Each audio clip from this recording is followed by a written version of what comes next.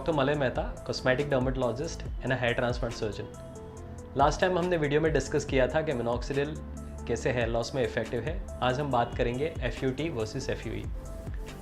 ये दोनों confusing term है, तो इसीलिए मैं बताना चाहता हूँ ये दोनों हेयर ट्रांसप्लांट की प्रोसीजर है। हेयर ट्रांसप्लांट क्या प्रोसीजर है? जिन लोगों को एंड्रोजेनेटिक एलोपेशिया हो, या तो मेल पैटर्न हेयर लॉस हो, या तो जिनका हेयर लाइन थोड़ा पीछे गया है, वो केसेस में हम क्या कर सकते हैं कि मेडिकल अप्रोच इतना इफेक्टिव नहीं रहता, तो हमारे पास ऑप्शन रहता है hair transplant. So hair transplant में दो तरह की टेक्निक होती है। एक होती है FUT, जिसको स्ट्रिप टेक्निक भी बोलते हैं, और दूसरी होती है FUE, जिसकी वजह से आपको छोटे छोटे पंचेस से बाल निकालते हैं और आगे इम्प्लांट करते हैं। एसेंशियली दोनों स्टेप्स में ऐसा ही होता है कि पीछे का एरिया जो हार्मोन रेजिस्टेंट है, जहाँ पे गंजापन नहीं होता, वहाँ से बाल निकाल के हम फ्रंट एरिया में इम्प्लांट कर रहे हैं। FUT और FUE, FUT का नाम है फॉलिकुलर यूनिट ट्रांसप्लांटेशन, जिसको स्ट्रिप टेक्निक भी बोलते हैं। FUT में क्या होता है कि पूरा सा एक स्ट्रिप निकालते हैं पीछे से, उसमें से ग्राफ्ट को या तो फॉलिकुलर यूनिट को एक यूनिट करके सेपरेट किया जाता है और फिर आगे इम्प्लांट करते हैं। दोनों स्टेप्स में सिर्फ प्राइमरी स्टेप होता है ग्राफ्ट को निकालने की प्रक्रिया, वही अलग होता है। FUT में जैसे स्ट्रिप निकालते हैं, FUE में मतलब फॉलिकुलर यूनिट एक्सट्रैक्शन में एक माइक्रो पंच आता है, उससे पीछे एरिया में होलो ड्रिल क्रिएट किया जाता है। उसका जो डायमीटर होता है होलो ड्रिल का, वो 0.8 mm जितना होता है, जिसकी वजह से छोटे छोटे फॉलिकुलर यूनिट हम आसानी से निकाल सकते हैं और आगे सीधा इम्प्लांट कर सकते हैं। एडवांटेज ऑफ FUT का क्या एडवांटेज है? हमारा जो डोनर एरिया होता है उसमें दो तरह के जोन होते हैं। एक तो होता है परमानेंट सेफ डोनर एरिया, जो एकदम सेंटर वाला एरिया है पीछे का, और एक दूसरा होता है कि सेमी परमानेंट डोनर एरिया।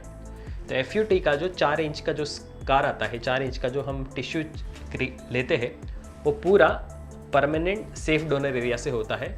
सो उसका एडवांटेज ये होता है कि ग्राफ्ट का लॉन्ग टर्म सर्वाइवल बेटर होता है। कभी कभी अफ्रीकन हेयर ट्रांसप्लांट होता है, पेशेंट जिनका हेयर बहुत कर्ली होता है, तो पीछे से फॉलिकुलर यूनिट एक्सट्रैक्शन मतलब FUE से निकालना मुश्किल होता है, तो वो केसेस में हम FUT सजेस्ट करते हैं। ये हुआ उसके एडवांटेज, या तो कौन कौन से केसेस में हम उसको यूज़ कर सकते हैं। उसके डिसएडवांटेज क्या है? FUT का सबसे बड़ा डिसएडवांटेज ये है कि वो एक लीनियर स्कार पीछे छोड़ता है, जो आज के ज़माने में मोस्ट ऑफ द पेशेंट्स को पसंद नहीं आता, और वो लोग प्रेफर करते हैं कि मिनिमल इन्वेजिव मिनिमल स्कार हो, FUE वाला वो करते हैं, तो इसीलिए स्कार पसंद नहीं है। दूसरा उसमें ये होता है डिसएडवांटेज कि पेन और डिस्कम्फर्ट थोड़ा लंबे टाइम तक चलता है, 3 या 4 वीक तक चलता है, इसीलिए भी कोई पेशेंट प्रेफर नहीं करते FUT करना।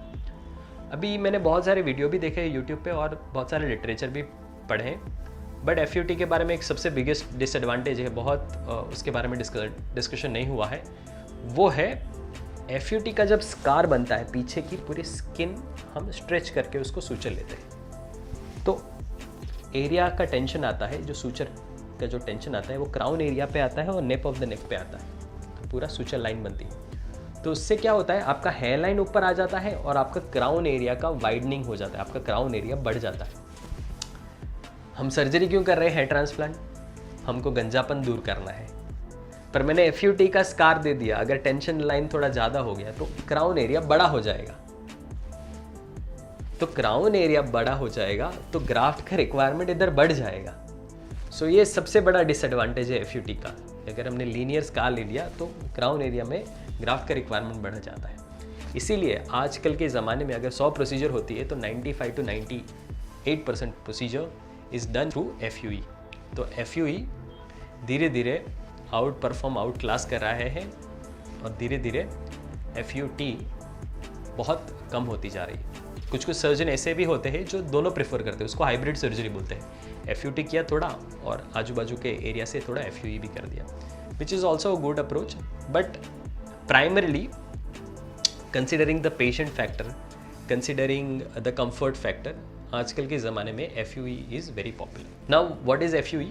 जैसे मैंने बताया कि FUE का एडवांटेज ये होता है कि हम फॉलिकुलर यूनिट के पंचर करते हैं छोटे छोटे पीछे से, और ग्राफ्ट एक्सट्रैक्ट करते हैं। जब शुरुआत के स्टेज में जब FUE आया तब पता चला कि 4 mm या 3 mm के बड़े बड़े पंच से हमको लेना पड़ता था, तो स्कार भी बड़े आते थे और जो टिश्यू का जो एक्सट्रैक्शन होता है वो भी बड़ा बड़ा होता था, और आगे इम्प्लांटेशन भी बड़े फॉलिकुलर यूनिट को करना पड़ता था, उससे डॉली हेयर जैसा इफेक्ट आता था। बट जैसे ही टाइम स्पेंड हुआ, जो स्कार छोटा होता गया क्योंकि पंच का साइज़ भी छोटा होता गया, 4 mm से 2 mm, अभी 1.5 mm, और अभी के टाइम पे 0.8 से 0.9 mm के पंच यूज़ होते हैं, जिसकी वजह से हीलिंग भी पीछे का बेटर होता है क्योंकि कोलेटरल डैमेज नहीं होता पीछे। More number of graft can be extracted, pain और डिस्कम्फर्ट भी बहुत अच्छा होता है, और पेशेंट को बिल्कुल भी पता नहीं चलता कि स्कार है। हालांकि स्कार होता है थियोरेटिकली स्पीकिंग, थोड़ा बहुत अगर हम जीरो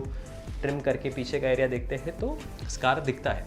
सो एडवांटेज उसकी क्या होता है, पेन डिस्कम्फर्ट कम है, स्कार जो लीनियर नहीं आता, सोशल डाउन टाइम कम हो जाता है। सो ये FUE के एडवांटेज है। Thank you, thanks a lot. I am doctor Malay Mehta, cosmetic dermatologist and hair transplant surgeon from Mumbai.